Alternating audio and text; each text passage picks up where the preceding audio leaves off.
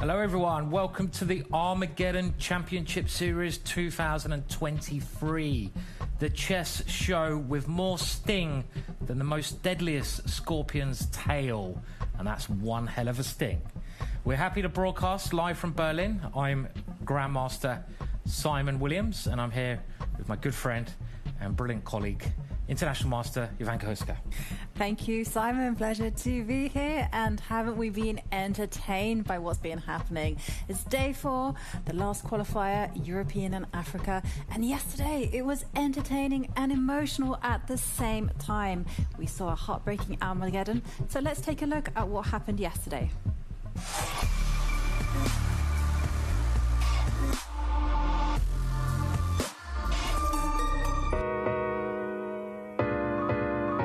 Day 3 kicked off with the experienced Michael Adams facing off against Alexander Donchenko. The first game was wild, but just when it looked like Adams was gaining the upper hand, he blundered a rook and the game. Game 2 started with Donchenko playing very solidly, but he allowed Adams to get an in-game initiative to get that comeback victory. This meant that the match had to be decided by Armageddon, and in a roller coaster of a game, Donchenko was that little bit faster on the clock. The second match of the day saw Matthias Blueboom versus Jordan van Forest. In a very anticipated match, Matthias looked like he was doing extremely well in the first game, but he lost with a devastating blunder. You could see the emotions on his face. This emotion carried on into the second round, where he got a good position, but he couldn't handle Jordan's stubborn defense. Jordan going through to the next round.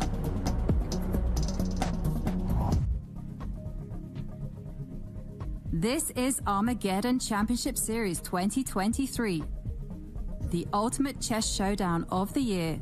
The first 3 tournaments have already finished. The Americas with finalists Wesley So and Sam Shankland. Asia and Oceania with winners Nordibek Abdusattorov and Gukesh. And a special qualifying stage, Women's Week, where Bibisara Asalbaeva and Humpy Kanaru showed their best.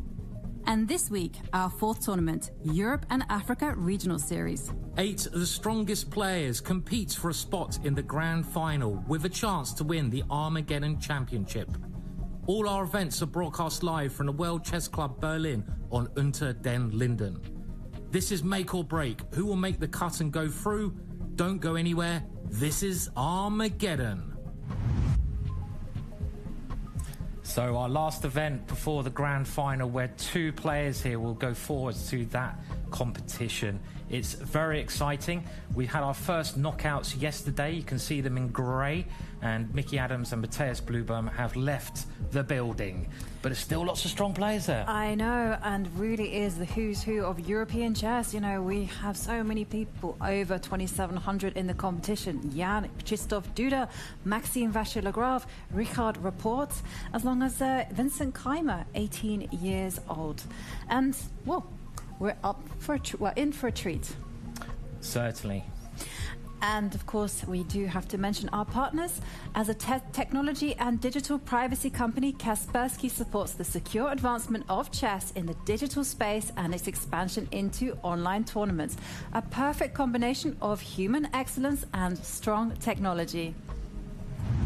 And now we should just take a look at the current situation in this very exciting, revolutionary tournament. And we can see here that the games today are from the upper bracket. So every player playing today started with a victory. So they're on a good roll, and we have some fantastic lineups ready for you to view. And we're getting close to the start, so let's have a look at the 2 encounters we'll be seeing today. Jan-Krzysztof Duda against Vincent Keymer, and then Richard Rapport against Maxime Vachier-Lagrave. This is mouth-watering stuff. And let's take a deep dive into the first matchup. Yes, in the first match we have Jan-Krzysztof Duda versus Vincent Keymer. And these 2 have actually played 5 games before, and you may be a bit surprised to know that Vincent has the upper hand with a 3-1 lead, because Vincent is the lower rated and younger player. And let's have a look at some of Jan-Krzysztof Duda's most impressive achievements. A grandmaster at 15 years old. He's in the top 10 with that massive blitz rating of 27.83, and also World Cup winner of 2021, and that actually earned him the recipient of the Polish Gold Cross of Merit, the highest civilian award in Poland as well. He's winner of the 2021 European Blitz Chess Championship. Let's hear more from Jan-Krzysztof in his own words. Sometimes I'm very aggressive, but sometimes not that much. I mean, it's related to my mood and to the situation on the board. I often don't understand my way of thinking, and I think it's great because if I can't get it, then nobody else can. I think I'm very stubborn while playing chess. In general, I have a very strong sense of rivalry in basically anything I do. You know, even if I play, I don't know, tennis or like whatever game, then I always want to win. And I think it's like my big practical skill is the biggest one in chess. And I'm also kind of lucky. It's actually a very good thing for me that I'm only good in chess, you know. Because if you are good in many things, then you struggle. Like you don't know what you want to do. But if you are good in only one thing, as I am, it's a very easy choice. Yeah, a great player is Jan-Krzysztof Duda, but his opponent is also a fantastic player, and here he is, Vincent Keymer, who is a prodigy. He's a grandmaster at the age of 14. He's only 18 years old, and he's already Germany's strongest player at that tender age. He's come second in some brilliantly high and tough tournaments, the World Rapport Championships and the European Championships. Let's hear a bit more about Vincent in his own words. I have a rather strategical kind of style, I would say, from my childhood, which now changed a bit since when you improve your chess and you get to a higher level, I think you need to become much more of an all-rounder. You can't really accept to have some kind of strengths or weaknesses, which is why I, of course, also try to, get good in everything, but I think that's kind of where I came from. If you have a tournament that's coming up rather soon, you will try to relax. Then, of course, there are some preparation, some training camps, whatever. There are a lot of chess tournaments, which means that there's always, you need some relaxation time. Spend some time apart from everything with chess, meaning cycling, meeting with friends, something like that. I can stay calm in rather difficult situations, which can be very important for chess, as well as being able to probably push the limits, because, you need to work really a lot. And you also need to give you everything during tournaments, sometimes even more than you might think you can, and that's something I think really helps me. Yeah, and we are moments away from the start of the first game, and let's take a look at the rules. The players will be playing 2 games of blitz at a time control of 3 minutes plus 2 seconds. And if the match is still tied after these 2 games, well, it will be decided by the crowd favorite, Armageddon. And Armageddon is very exciting. It is the last game you can have because there has to be someone who progresses, and white gets 5 minutes, black gets 4 minutes, but white has to win that matchup. Another important person is the arbiter, and that is Anastasia Sorokina, and she keeps an eye on everything that happens just to make sure there's no funny business going on. 10 seconds away from the start between these 2 great players, and we see that Jan-Krzysztof Duda has the white pieces in this first game, and they're off. They are off, and there we see Jan-Krzysztof opening with an English. We've seen a lot of English openings so far, and maybe this is honour of the English commentators, who knows. And a variation here which is reasonably popular, black making some early exchanges to try and equalise the position. Normally at the start of the game, white's trying to get a small advantage because you've got the edge of having the first move, and black is trying to get equality. Both heart rates seem to have calmed down since their first match as well, and they don't look too high to my eyes at the moment. No, they're certainly not high. In fact, when they are high, the heart rates will be flashing red, and we will get a direct insight into how they are feeling. It was interesting in the run-up that Vincent Keymer said that one of his special skills is the ability to remain calm under pressure. well, we'll put those words to the test here. We certainly will, and he's got to remain calm under pressure. And they're both moving pretty quickly. This is the start of the game, the opening stage, and you might prefer white slightly here. I would, because of the two bishops. A bishop is supposed to be a little bit more useful than the knight. White's got two bishops, black's got a knight there. That is in a general sense, especially if the position opens up. So if pawns get exchanged, we have open lines. The bishop is a long-range piece, so it'll really work well. And I like this move. Vincent is aiming to exchange off one of the bishops. But what's happening here after bishop takes pawn? It came at some cost, because there we saw Jan-Krzysztof nab a pawn, and well, Vincent says I can do the same thing as well, and now both bishops are attacking the rooks, and we see Jan-Krzysztof move his rook to attack the bishop, and it's a game of copycat, because there we see Vincent do exactly the same. And I completely agree with you. I think the position still very much favors white, because white is the only one that can actually open up the position. He holds the key to that lock. I totally agree. Yeah, I mean, we mentioned that white wants to exchange pawns off, and he's already exchanged one pair off. He's going for another exchange. Why does white want to exchange pawns off? Well, it's a positional idea to improve those bishops. And I also like this massive pawns white has on the left-hand side and the open rook. So I would say a slight advantage to white, but black is fairly solid here as well. Yeah, black doesn't have any immediate pawn weaknesses on the board, but white sure does have the active pieces. And now we saw a rook just go all the way down to the 7th row, and Vincent really wants to trade off bishops. And Jan-Krzysztof saying no. That's right, the bishop stays on the board, and now black's rook comes over and defends that pawn, so black is a little bit on the defensive now. You can see that white has the time advantage. In Armageddon, the time is such an important factor of the competition. I like this move, Vincent bringing his queen nearer to black's king. The evaluation bar still very much likes white, that's the bar on the right-hand side, but there's a lot of pieces sort of drawing around the white king like a swarm of bees there, trying to sting away at that position. And Vincent's heart rate gone up into the red zone there. What does white do? He has to do a bit of defensive moves. Yeah, it's time for some family time, as they say in football. When it comes to defending, you've got to stick together like a family. When you're attacking, it's party time.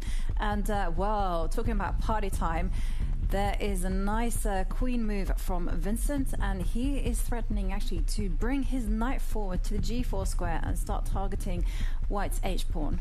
Very aggressive play from Vincent. If he gets his knight towards the white king on the next move, that swarm of bees is ready to strike a deadly sting. So Jan-Krzysztof has to be a little bit careful here. The king is your most precious piece. When your opponent brings pieces towards your king, have the alarm bells and get them ringing. He hasn't done anything He don't care. He simply doesn't care. I mean, he's just saying, look, come at me. Give it your best shot. And he's banking on the fact that black's pieces might get in each other's way.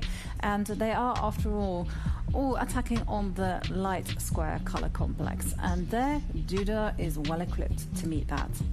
So what's he going to do? Well, he's actually moved his bishop back, and this is another quite clever idea. Maybe that bishop's going to move in on the other side of white's pawn and try to exchange off the bishop there. But it's time to blast open the center, isn't it, Simon? Definitely, yeah. I think, you can see white's bishop on the left-hand side on the dark squares. There's one black pawn, which is like a wall. It's blocking that bishop. So I think white wants to get rid of that pawn, right? Get the bulldozer out, pick up the f-pawn, lift it 2 squares. Challenge accepted. But there we see Jan-Krzysztof. He's taking a pause. He is now ticking under the 1-minute mark. I mean, it's always a good idea. Okay, so he doesn't pick up the f-pawn. Instead, he uses the d-pawn as a battering ram. Also, excellent stuff there. Yeah, still the same idea. The bishop, which is backing that pawn up, is trying to get a better range. So again, if you think of a sniper, if there's a wall in the way, you get rid of the wall. And that's exactly what that bishop is trying to do. And that pawn, get rid of the black pawn in the middle. They're both now under a minute in time, and when we had Jan-Krzysztof in the studio the other day, he mentioned he loves playing with only 10 seconds or less. Well, I'm not sure he said he loves playing with 10 seconds left, but he says he often plays with hardly any time on his clock. And let's remember, they do get a little bit of extra time every time they play a move in this part of the competition. Vincent, though, tanking a lot of time, going to half a minute. Yeah, what's he going to do? Okay, he exchanges pawns, and White's objective has been completed. The bishop now has a beautiful long diagonal to attack, and first point of call is going to attack the knight. Oh, and we see Vincent now 20 seconds, and his heart rate is going up to 126. It's in the danger zone. Oh, and he takes a step back, and when you go back, White should go forward. Well, I think White should use a pawn to really restrict that knight. And one thing that Vincent's got to do now is move it, move it. How does the song go? I like to move it. Okay. And he comes with the bishop, though. Not a bad move there. Not a bad move, but unfortunately, it's not just about a good bishop. I mean, White's pieces are so well placed. I mean, take a look at this rook on e1, which can... he's picked it up and he's put it on the 7th row. That's what I wanted. Put that in your position, young Vincent. The rook flies into the position, and getting 2 rooks on the 7th rank is very dangerous. Vincent tries to bring his knight back to defend, but it's looking like White has all the pressure at the moment.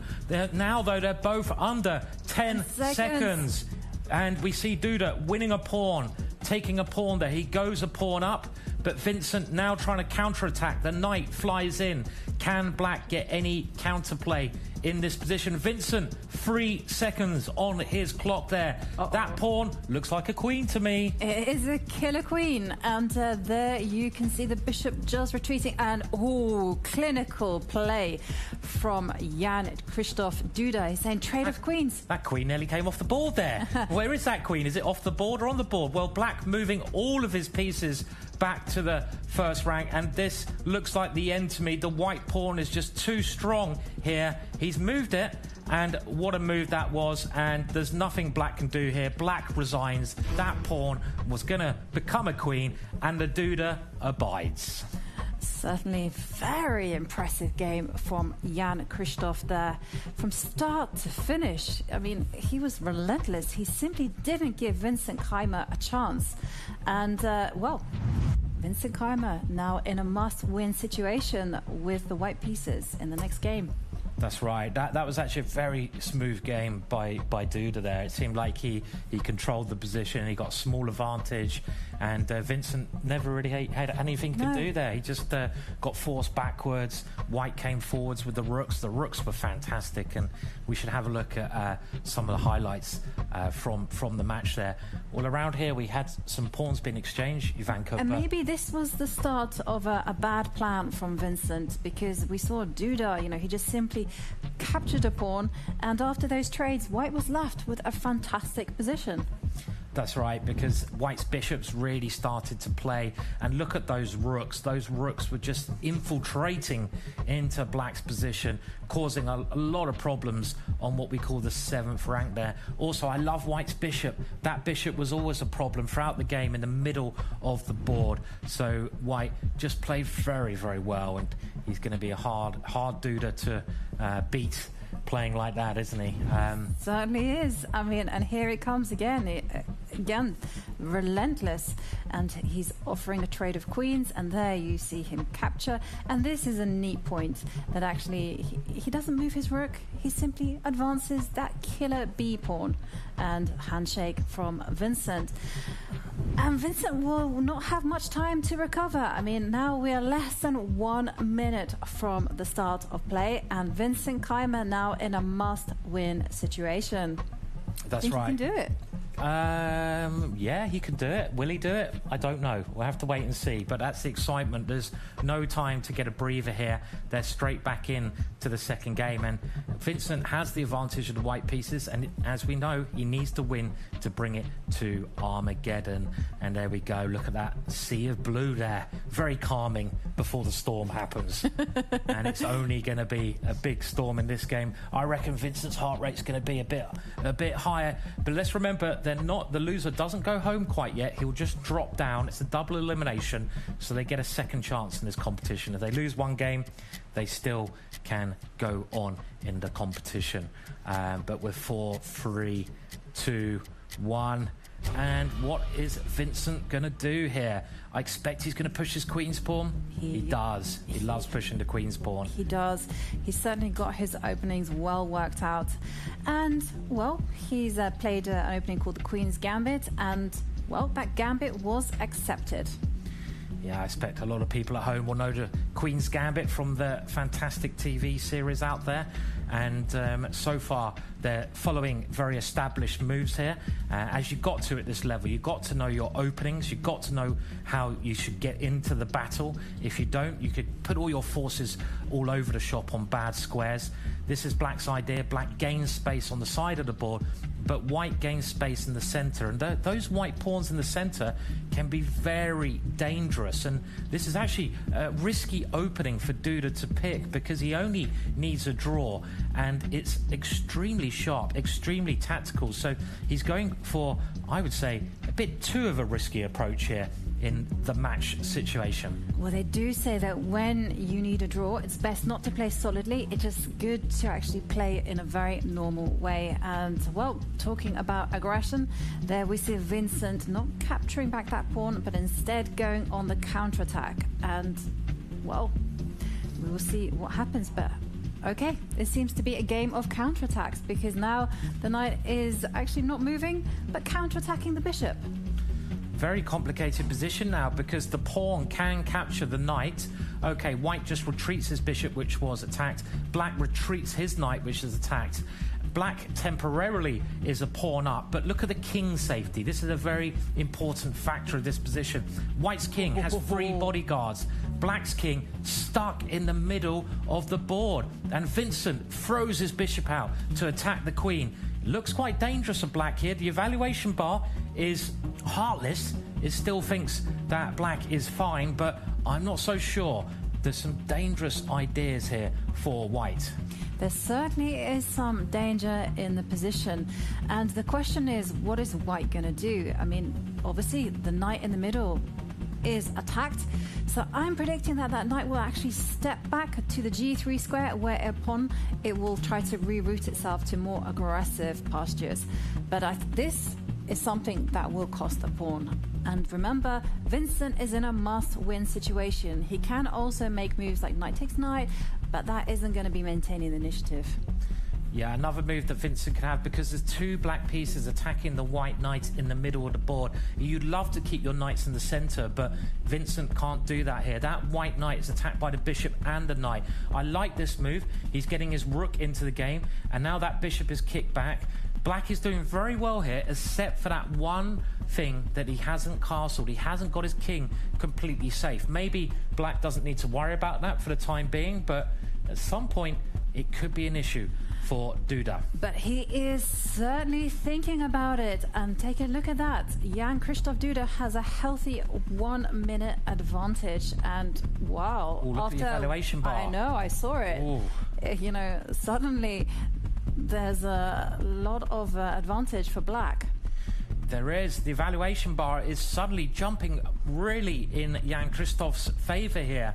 I'm not sure what the idea is. Maybe he can bring his only undeveloped piece, the bishop, into the game. No, he moves his rook up. That's a very aggressive move as well, attacking the knight in the centre, but also x-raying both of White's bishops. I love that move. I didn't see that move. White's pieces are very fragile there in the middle. And can White even save a piece here? Because if he moves the knight, Black takes the bishop, and you can't lose a piece at this stage of the game. It's weird that Black hasn't castled, but is doing so well. And Duda's heart rate creeps up into the red, maybe realising there, he's got a great chance to go through to the next round. Yeah, and he's doing it in a very clinical way. I mean, like you say, there's no great way to untangle those two pieces in the middle of the board. I mean, if you go bishop takes bishop, then simply black will play rook to a. But now you'll see that black will not go queen takes bishop, but instead could even play rook takes knight, attacking the queen. And fancy stuff from Vincent, threatening checkmate there with the rook. But Duda, he had it all worked out.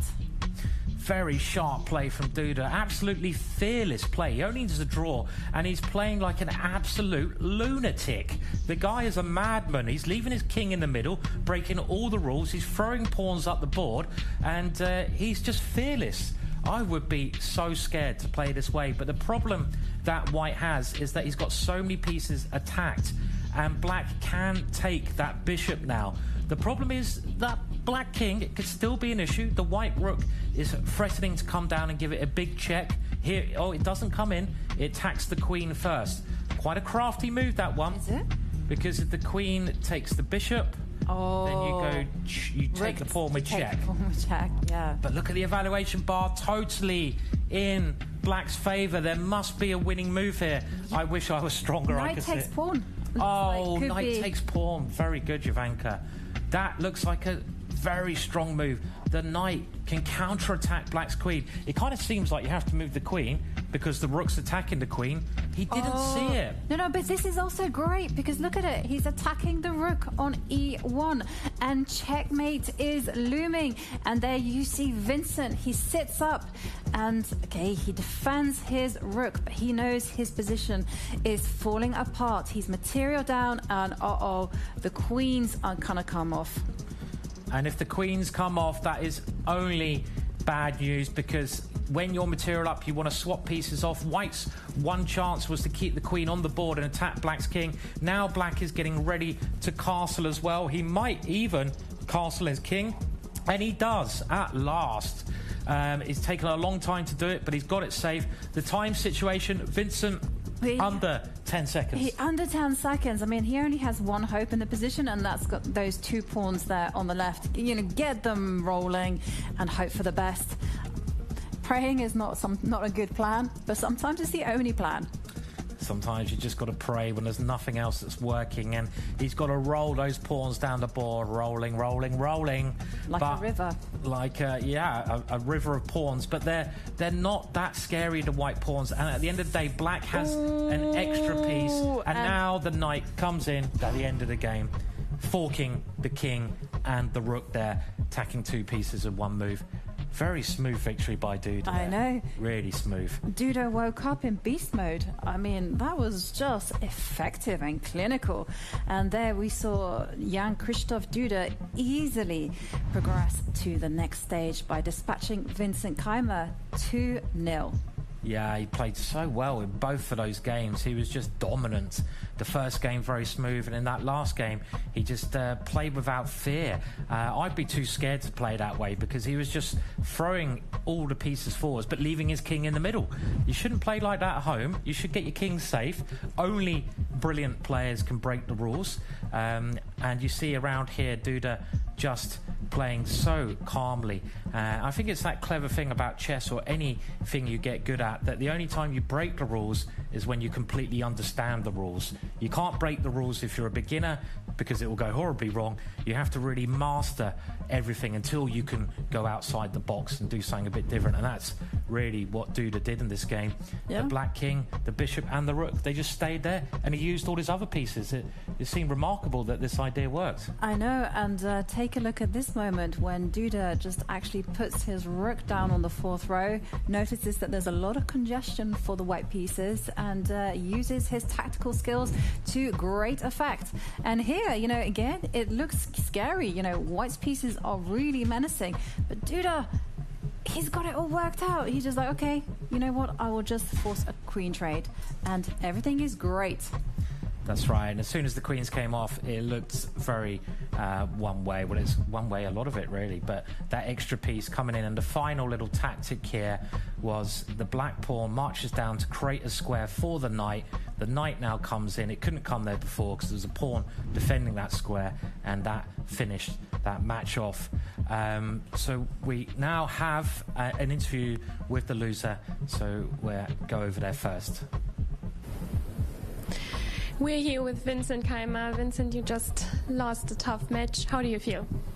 Well, not too good, but I think he also played very well in the match, at least from how I can judge it. I mean, the first game was, I think, a quite big fight, and I felt like, of course, I have this weak c7 pawn, but I had some counterplay, and then, just when we got very low on time, it went wrong for me. And the second game, it was very complicated, but I missed this rook c4 move, and I think that there was, it looked very dangerous, of course, but I didn't see anything, and then, being a piece down, you need some concrete compensation, of course. Any more key moments from the game? Yeah, I think in the second game somewhere, I'm not sure about any of my opening moves. Probably bishop b3 was better than bishop d3 and so on. It felt like what he did was maybe a bit too dangerous, but the way I played, I certainly didn't punish it. Okay, maybe we just switch the topic a little bit. When you were younger, you played piano. Do you still play it sometimes? Yeah, I try to, because I still very much like it, but of course, being a chess professional, there's not much time left.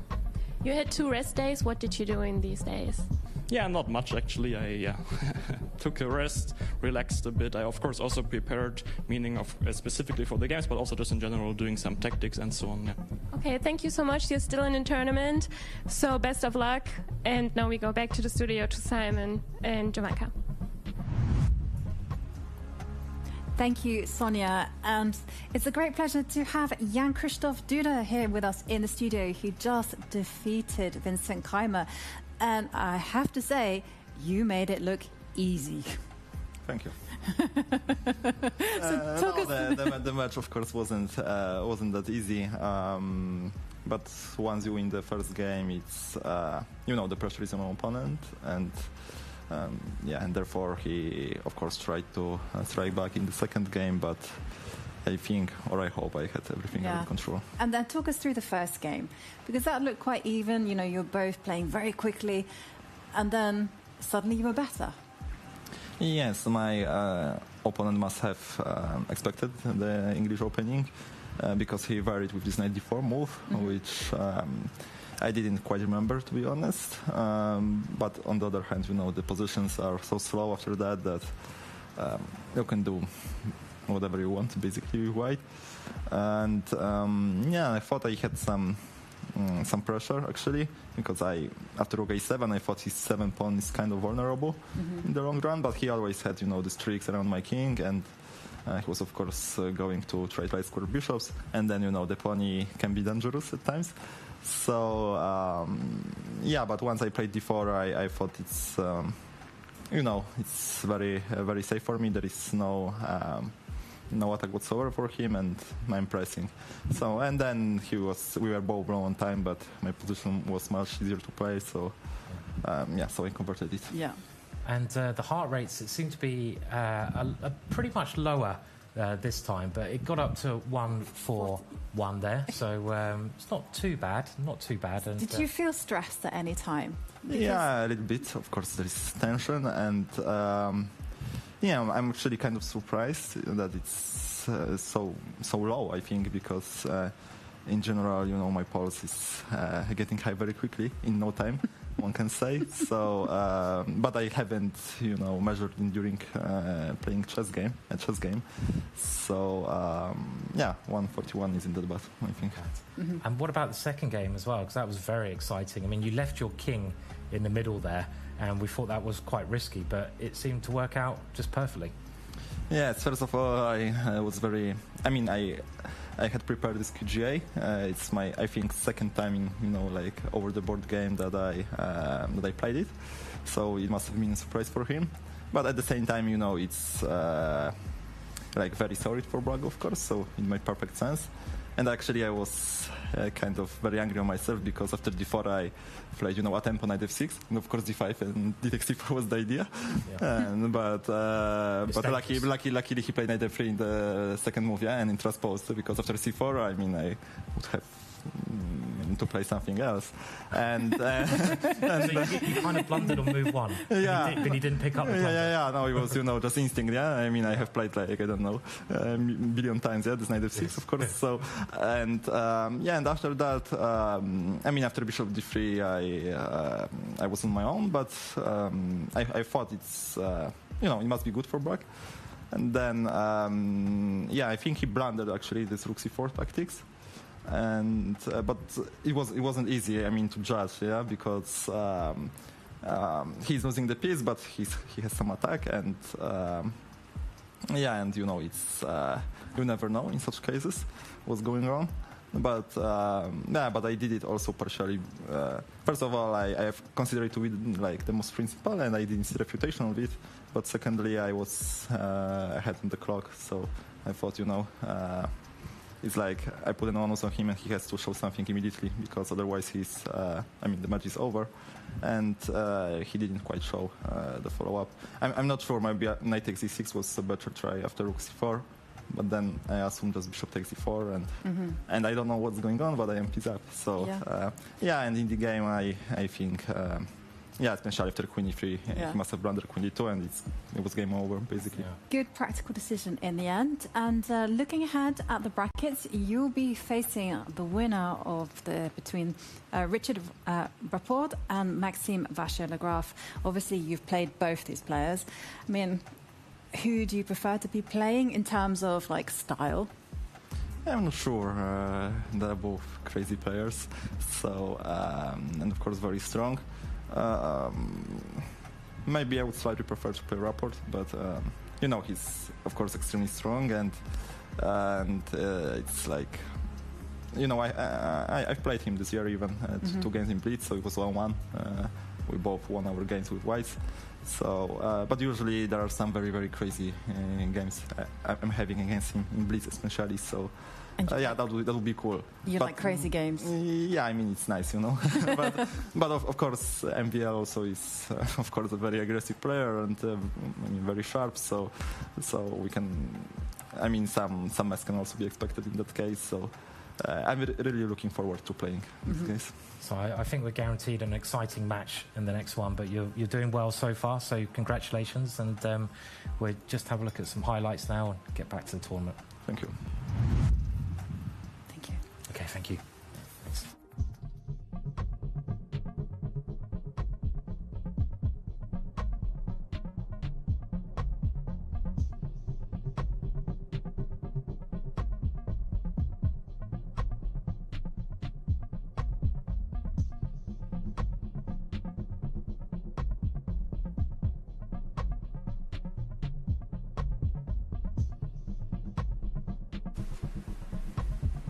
Time to mention our partners, the FIDE Online Arena, which hosts rated tournaments and games 24 hours per day.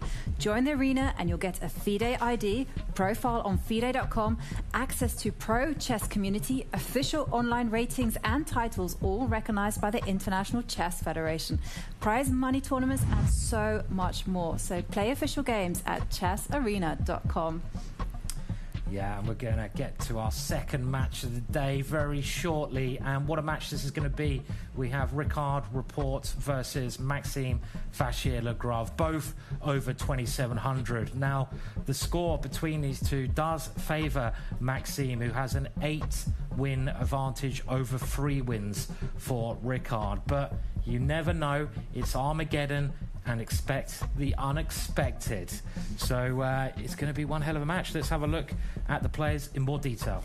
And there we see the stats for Richard Rapport.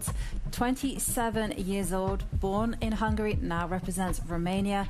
Became a grandmaster at 13 years old, the youngest person in Hungary ever to do so. He's been the winner of the 2013 European Rapid Chess Championship, also has a very high blitz rating of 2707, and very recently seconded Ding Liren, the current FIDE World Chess Champion. So let's hear more from Richard himself.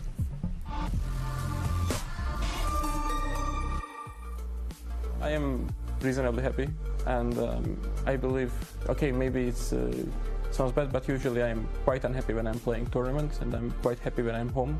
So I believe I'm balancing it quite well. Chess is kind of a mini model of life in many ways. You need to make decisions in life, and chess is a game of decisions. Chess is also a game of arguments, as if, if I have a plan, I have an idea of something, and then I'm trying to convince my opponent that this is a good idea. And he might say, okay, I don't believe you, so you can finish your plan, or he might try to prevent my plan. The only thing which I really appreciate about being a professional chess player is that I don't have, this 9-to-5 jobs and such commitments. Unless I'm on tournaments, I have the freedom to organize my schedule however I please, so that I'm always free to, find my own. Certainly one of the coolest grandmasters around, and I hope when he was crossing that road he looked for traffic, because it looked pretty dangerous there actually, but I'm sure he could see out of his sunglasses. And his opponent is the extremely brilliant Maxime Vachier-Lagrave, who grandmaster at 14 years old and was the winner of the World Blitz Championships only a couple of years ago now. So he's a really good, tactical and strong opponent. And let's hear from Maxime a bit more about himself.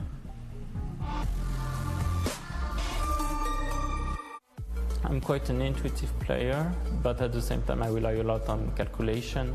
I know what I want to achieve, but still every move I cannot prevent myself from calculating once and once more every possibility I can think of. I'm also more of a practical player, I would say, so I enjoy much more playing on the chessboard than actually doing the studying parts, but of course it's necessary.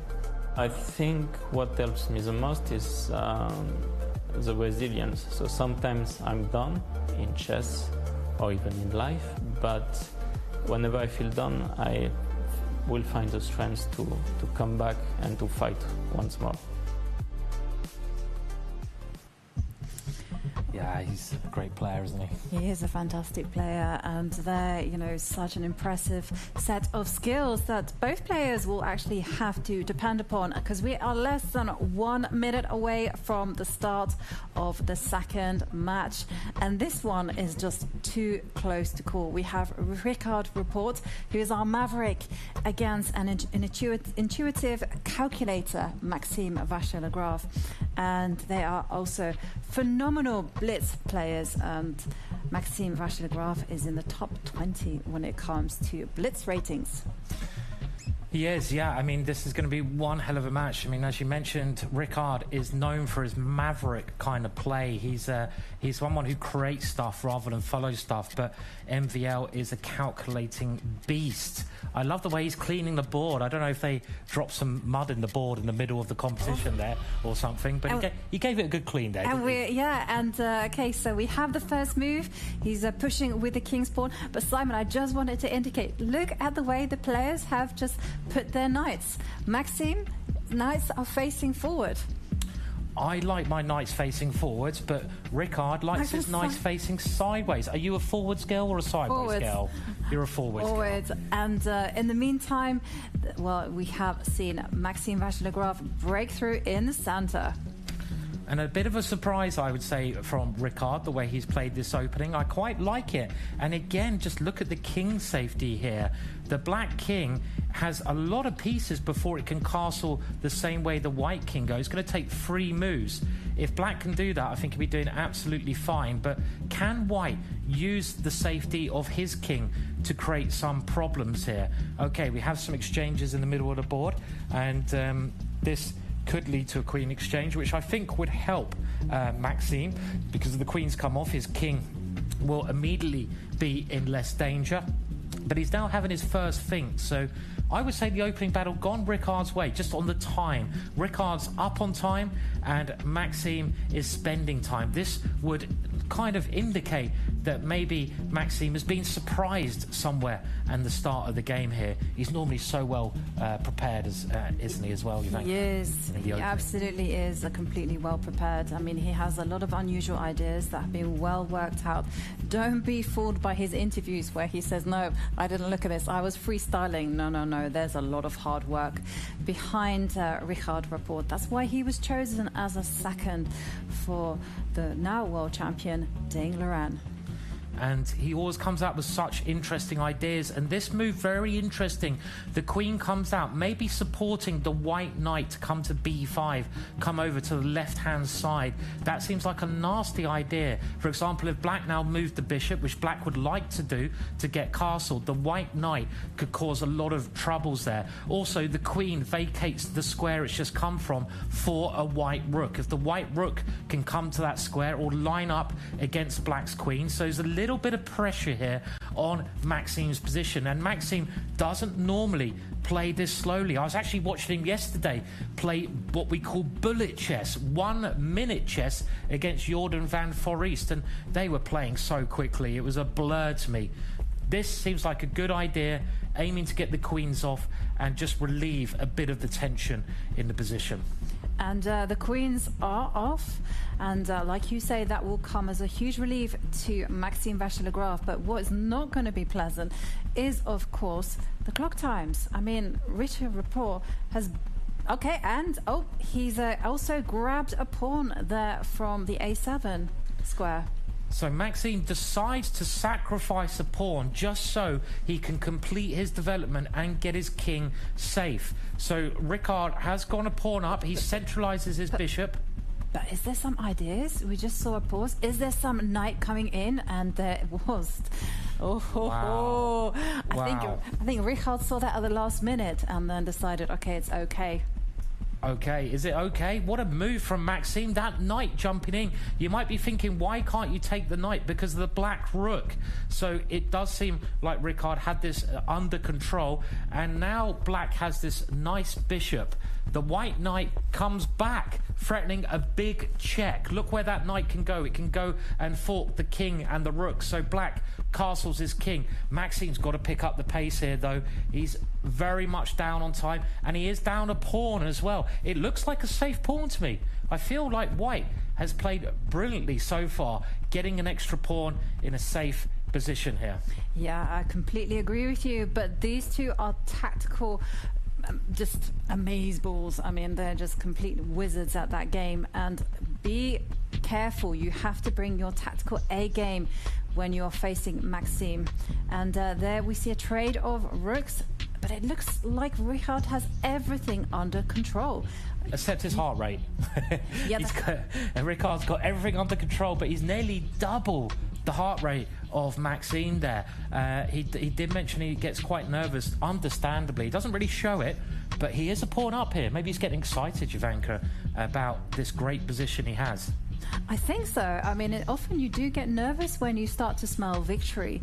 And, well, the kings are coming in, but white completely dominating in the position and also dominating on the clock as well. It's very difficult to come up with a good plan of attack for, no, rather defense for Maxime. Well, Maxime trying to get to what we call a pure rook ending by exchanging off the last pieces, and this will give Maxime great drawing chances. There is a saying in chess that all rook and pawn endings, so that's when there's only rooks and pawns left, are draws, because the probability of it being a draw, even if you're a pawn up, is very high. Hence why Richard has kept the knights on the board. That knight now diving in, but now black wins a pawn with check there. So he's got his pawn back, but white retains some pressure here. Yeah, definitely some pressure, because white's knight is better placed and is also targeting the b7 pawn. So Richard has to find a way to preserve those two pawns on the left and at the same time maintain that pressure against that weak pawn on b7. And there you see Richard simply holding tight. And now, yep, he's gonna attack black's knight, and well, Maxime is so quick.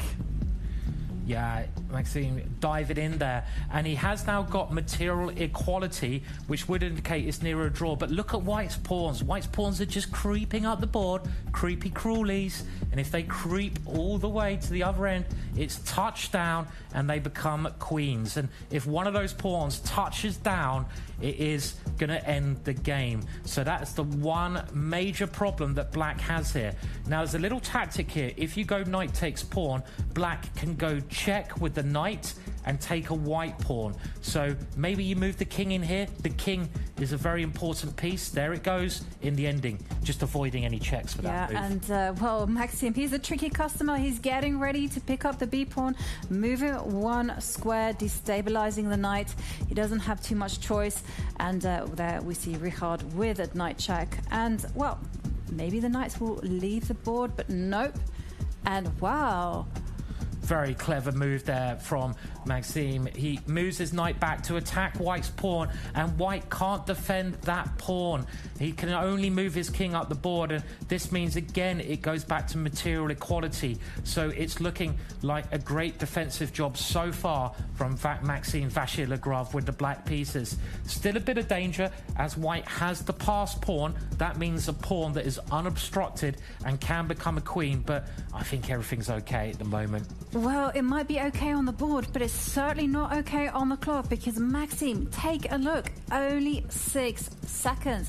Can he hold his nerves? Remember, the players do get a 2-second increment, so what you see on the clock is not necessarily what you get, but still, Maxime has to be one cool customer. He does, and he's got now Richard trying to use his king to get into the position. Richard needs to get his knight to another side of the board, and here it comes. The white knight heads over to a better position, and he's got to try to target Black's pawns with that knight. And look at the time. But he's so quick. He's not going to lose on time. He won't lose on time.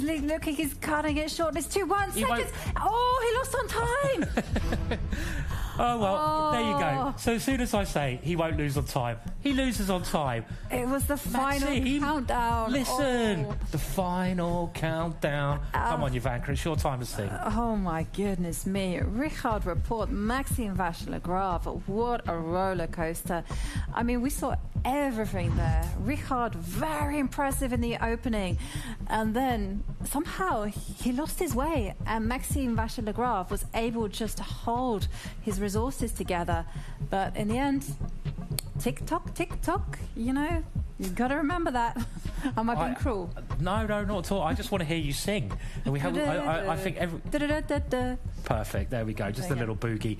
And quite amazing end to that game, actually. I mean, Maxime's going to be kicking himself. It got interesting around here, where Richard won a pawn, and his opening worked perfectly. He gets this extra pawn. He's got to avoid some tactics, and it got a little bit messy, but he did manage to consolidate that extra pawn advantage for a long time. And we can have a look at another stage here where now Black is still a pawn down, but he is able to complicate matters and activate his rook here. So things around there starting to get a bit better for Maxime. I still can't believe he lost on time. As soon as I say he's not going to lose on time, it's typical.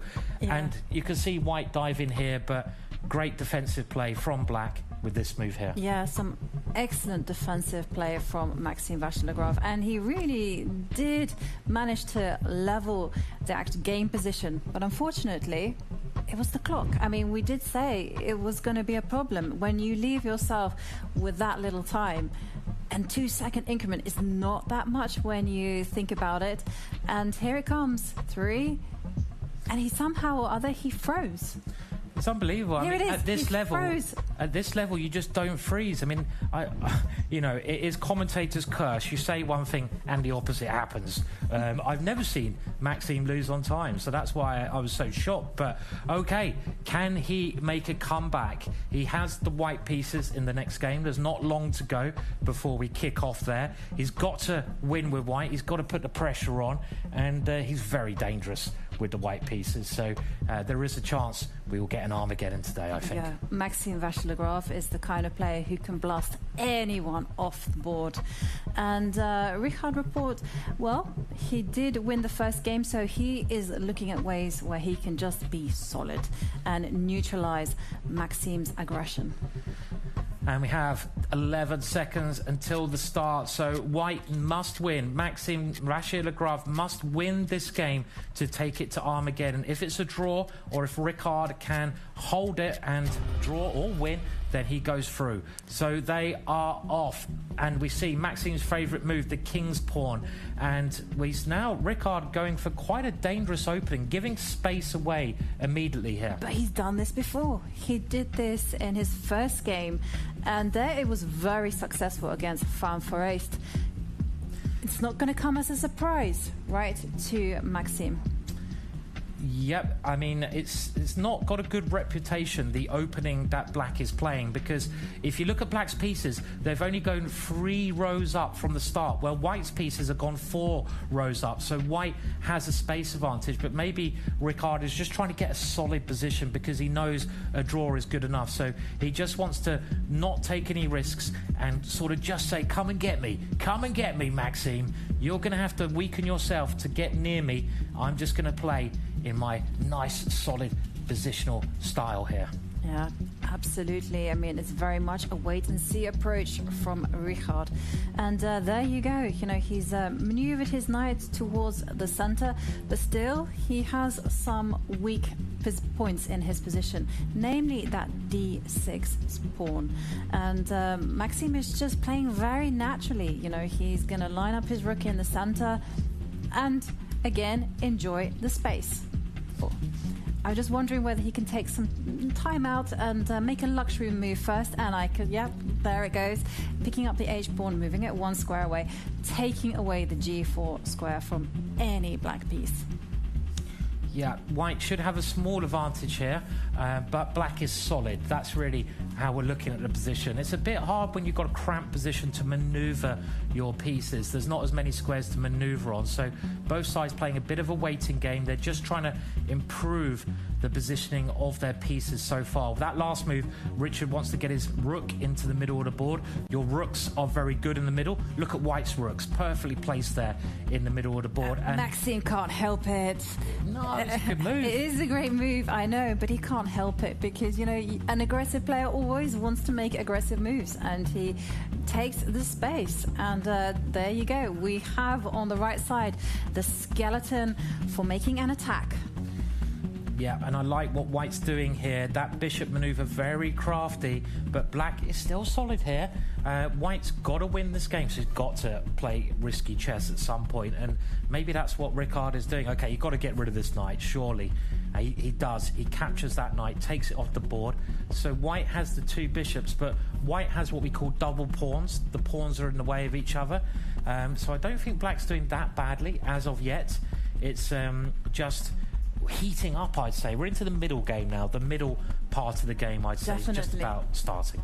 And lots of tactical opportunities in the air, and that's why Richard actually decides to tactically strike first by putting his knight on a square that is protected 3 times over, because he's actually attacking the bishop on h4. That one is loose, my friend. Nice move there, yeah. So tactics are jumping to life. That knight attacks the white queen, but if you take the black knight, then the bishop can be taken on the right hand side. So there's many things to think about. It's very quick and fast, the action here. And Maxime is, again, a bit shorter of time here, and he won't lose on time in this game. I'm going to say that now. If he does, I will commentate without my jacket on tomorrow. I was going to say elsewhere, but he won't do it twice. Don't lose on time twice, Maxime. Well, he is struggling when it comes to the clock. I mean, now Richard has nearly a 1-minute advantage, and that's healthy. And here we see Richard's idea. He takes the bishop, and another thing that's favoured Richard now is that it's what we call opposite coloured bishops, and what that means is that any ending will probably be a draw. And look, black's got a lot of pressure in the position. He's using those dart squares. The bishop on the dart squares, wow, attacking the knight. The queen on the dart squares, wow, attacking the knight. And that's enough sound effects for a time being. Oh, they were great, Simon. Okay, and then we see a trade of rooks, and ooh, that knight had to retreat to its starting square. And now we're in an endgame. White still has some potential pressure if the knight is allowed to jump to the c4 square. So that's why I'm expecting Richard to step forward with a d-pawn. Yes, and now that knight circuit, it's controlled. Yeah, Richard is doing so well in this game. He's getting, well, he must be nervous, realizing that it's within his grasp, the victory. A draw is good enough. Let's remember for him to go through. His heart rate, 148. Maxime's heart rate, very chill guy, Maxime. And now the bishop flies into a great square. And if I was black here, I might even exchange rooks. Why not? You only need a draw. Exchange pieces off the board. If you can get rid of the knights, it's going to be a dead draw. But if anyone's better, it's black. Black has the better pawns here. Yeah, completely agree with you. Now it's a game for the kings to come into, you know, and I mean, okay, the knight steps back, it tries to get itself on a good square, but Richard is having none of it. I mean, that bishop is completely dominating the knight. And okay, so Maxime doing some crafty things, you know, maybe he's actually going to advance with his f-pawn and ask some questions to the bishop. And there you see it on the board. And now the kings finally come into the game. And the reason that black is a little bit better here is the pawns. If you look at the pawns, I'm not sure about that last move from Richard. It seemed to only help white. White has two pawns in the way of each other. They're like cars in a traffic jam. They sort of beep, beep, they get in the way. They need to get the car in front out the way. So black has a slight advantage, but of course there is play left. White's doing the right thing, using his king. In the end part of the game, your king is very important. Black is now using his king, moving it into the center, and white is still using those pawns. It's getting a bit more complicated. He can undouble his pawns. And he chooses not to undouble the pawns. Interesting decision from Maxime. I was expecting a different move. And black now saying, okay, I'm going to move my king back. I'm going for a bit of a blockading strategy here. I'm not sure I like this, as it's a little bit passive from Richard. He could have maybe kept it a little bit more active somehow. But how does white win? And let's remember, white needs to win this game in order to get an Armageddon. We're going to have lots of maneuvering coming up, and black now getting ready to use that knight to target white's pawns. White's bishop is a terrible piece. It's kind of stuck in its grave there behind the white king. You need to maneuver that bishop around. So black's still doing well here. Yeah, I know, and I have to say, I love the way that Richard has maneuvered his knight, you know, provoking some weaknesses there on the left side of the board.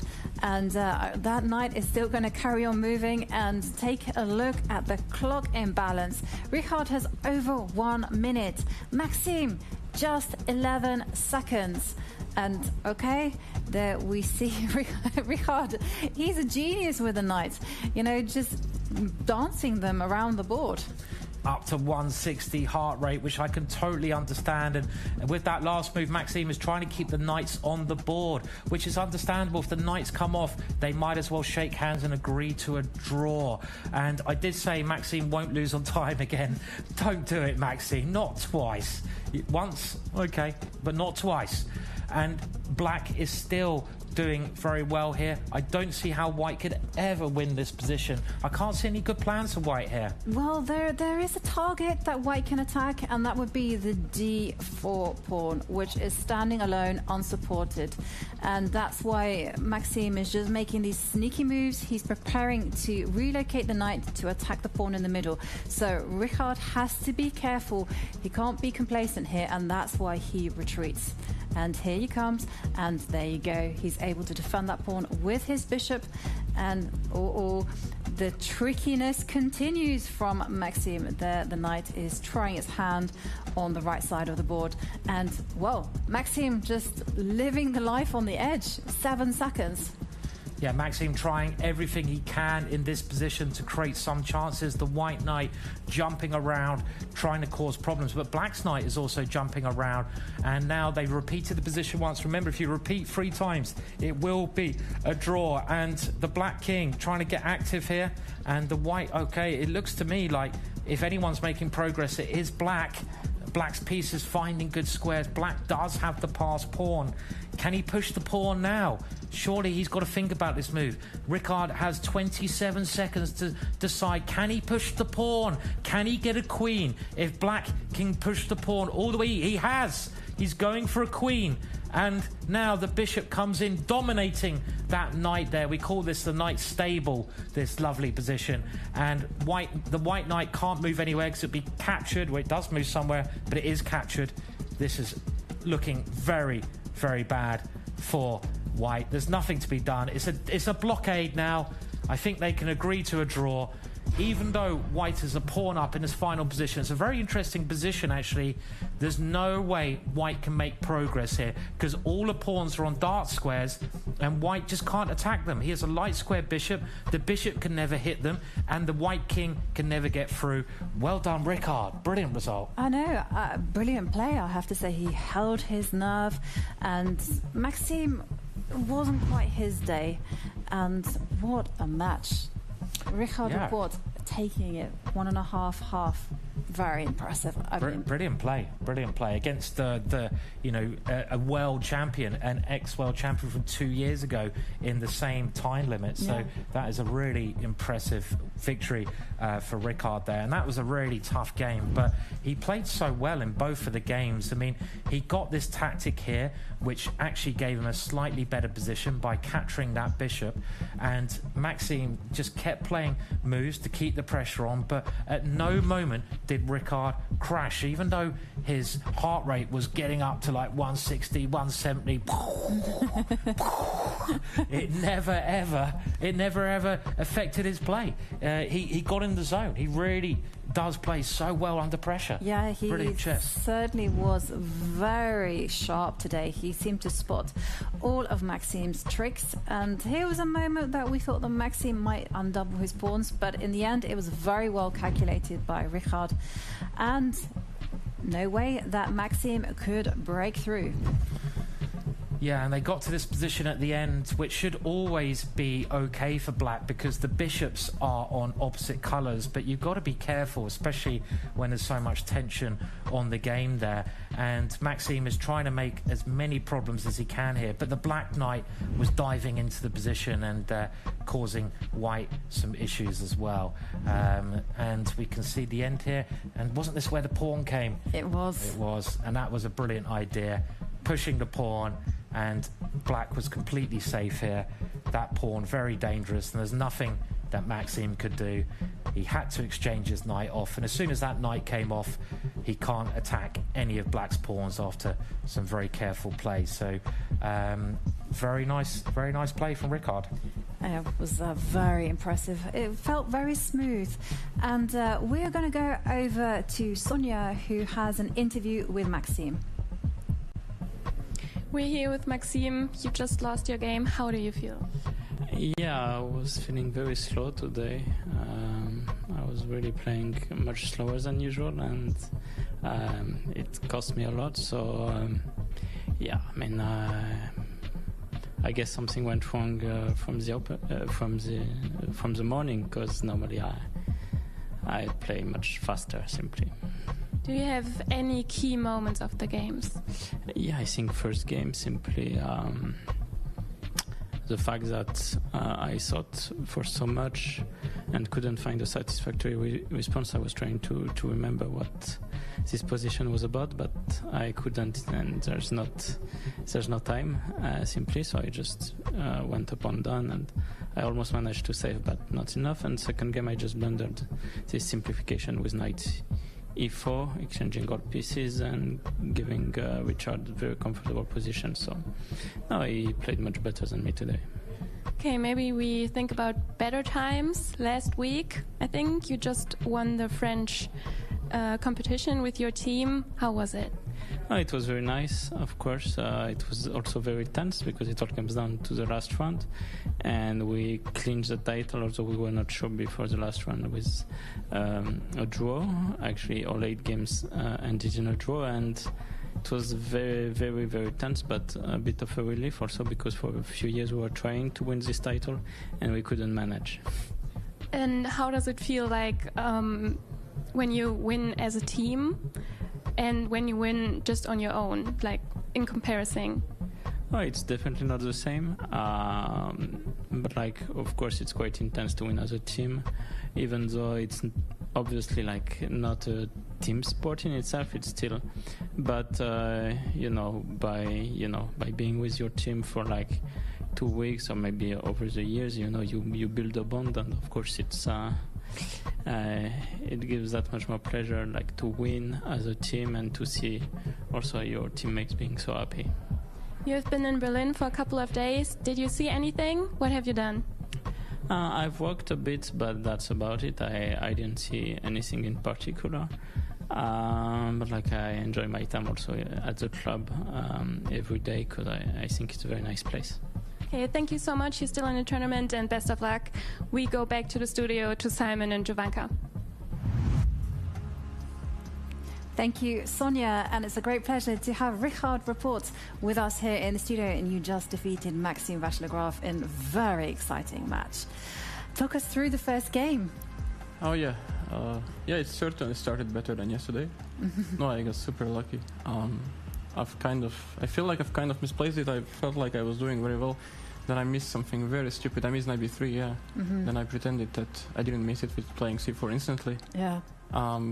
Which kind of worked. I mean, he kind of believed me. And then, I was pawn off for nothing, and 1.5 minutes on the clock, and then sort of, went back to my roots and started to give away pawns and, things like that.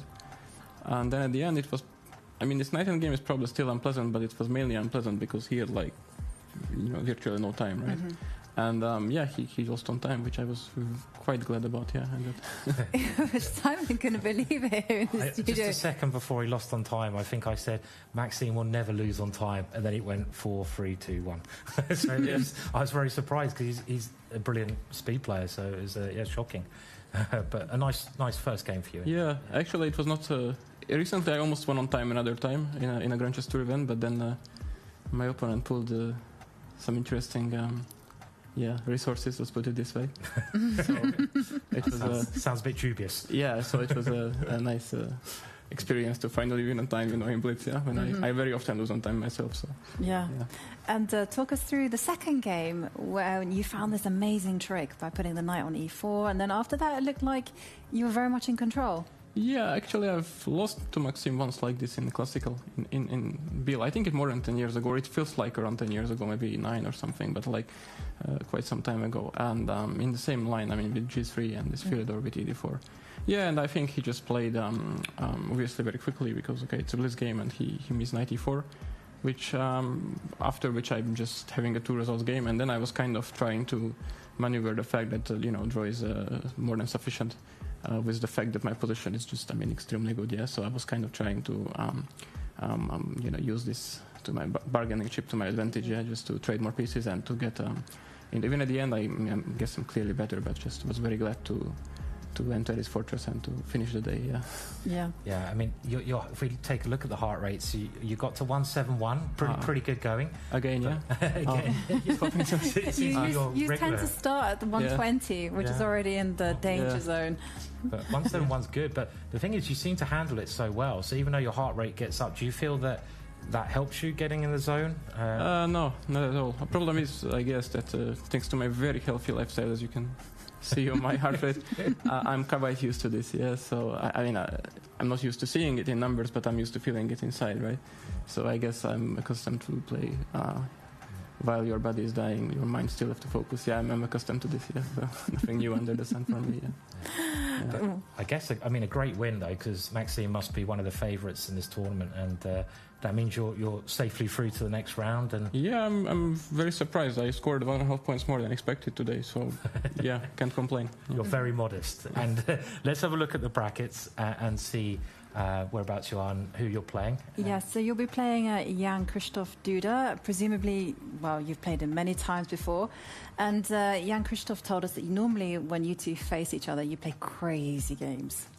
Yeah, I believe so, yeah. At Normally least when you face anyone. Yeah, from my part, it's nothing too surprising. Yeah, that's true. Yeah.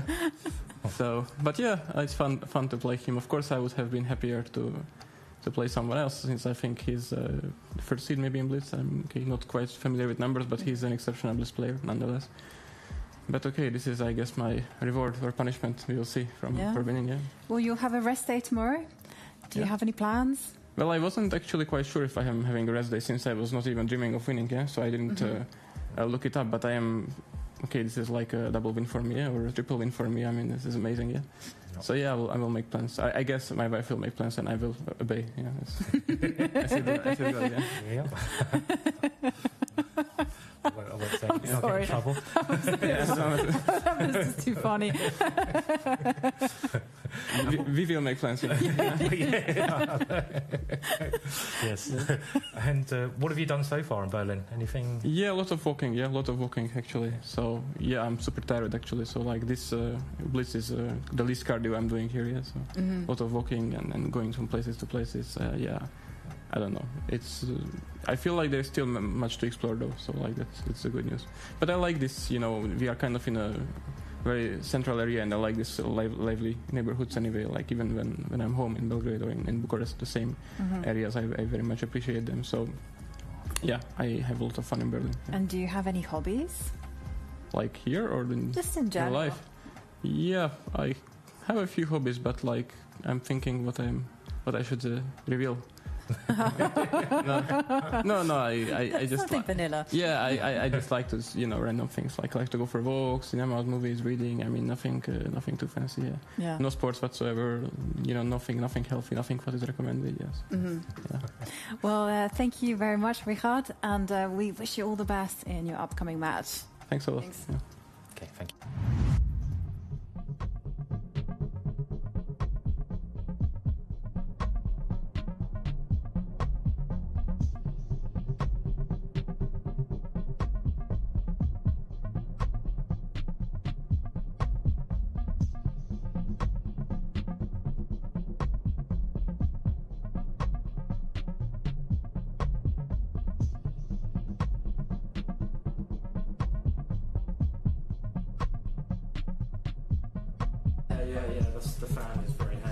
And time to mention our partners, IT.com Domains, the official partner of the Armageddon Championship Series, which is a domain registry like no other. It provides a platform for anyone to create innovative domains and effectively showcase their online presence. Don't miss this opportunity. Visit IT.com today and create your unique online image. What a day of chess. Again, we're getting great days. And I have to say, a bit of a surprise there, that last match. I mean, I didn't really want to say it, but Maxime is such a brilliant blitz player. And Richard has been concentrating on being a second recently. So I thought it might be a bit of a struggle for him. But he made it look quite smooth, actually. So impressive. Yeah, it was very impressive. And things were just working his way. I mean, he did kind of refer to something in an earlier interview where he said he had been working really hard on chess for the last year. So that has to pay off, right? Definitely, yeah. And very impressive. And we're getting now over the halfway mark of this competition. Let's remind everyone that 2 players go through to the grand final, which is our next competition after this one. We've still got a lot to go on here, but that's going to be one special event there. And I have no idea who's going to qualify now. I just don't know. It's all to play for so far. Judging by today's performances, I mean, I would say Jan-Krzysztof Duda has to be a favourite because he was so effective, so clinical. And Richard Rapport, just to dispatch Maxime like that, very surprising, but also I'm also completely in awe of his performance. Yeah, it's going to be very, very exciting. And let's have a look at what you've got in store for yourself tomorrow at home. And we go now to the lower bracket, I believe. And yes, it's going to be an elimination day, Simon. Yes. These players are on their last lives. They are fighting for survival. And there we see Maxime Vachier-Lagrave faces off against Alexander Donchenko, and Jordan van Foreest will play Vincent Keymer. It's a nice combination. You have the two technical, strategical players, Alexander Donchenko and Vincent Keymer, facing off against attacking, creative geniuses. Very exciting. And just to remind everyone, whoever loses out of those matches goes home. So there's going to be double pressure for those players. There's a lot of money at stake here, and also those 2 places in the grand final. So it's going to be intense. And I hope you're enjoying it at home as much as we're enjoying it here. It's great fun. We are certainly enjoying it here. I mean, we couldn't ask for a better chess. To be honest with you, we have the perfect stories. No, and I like hearing these stories about when Ricard comes in, he doesn't do any exercise. I saw him walking earlier. He can't say he doesn't do any exercise. He was walking in that video. Yeah. So a little bit of exercise. Hopefully, walking counts as exercise. Otherwise, I'm in trouble. Yes. And but it's going to be very, very exciting. And if you're a Maxime fan, he has to take his chance tomorrow. He doesn't get much time to relax. That's the other downside of losing. You've got to get right back in to the next game, next one. Yeah. So, yeah. Well, it's been a wild adventure today, and we've seen a lot of excitement, a lot of action, a lot of beautiful chess. And tomorrow, I think we can expect definitely more of the same, as we have 4 players fighting for their chess lives. That's right. So we hope you'll come and join us again. We'll try to get Jovanka singing another song. That'll be a real treat for you at home. So think of songs and telepathically get them over to me, and I'll pass them on to Jovanka. That's certainly one of my highlights. And just don't ask me to sing too much. But thank you, everyone, for another great day of chess. And goodbye from me, Grandmaster Simon Williams. And goodbye from me, Jovanka Hauske, and same time, same place.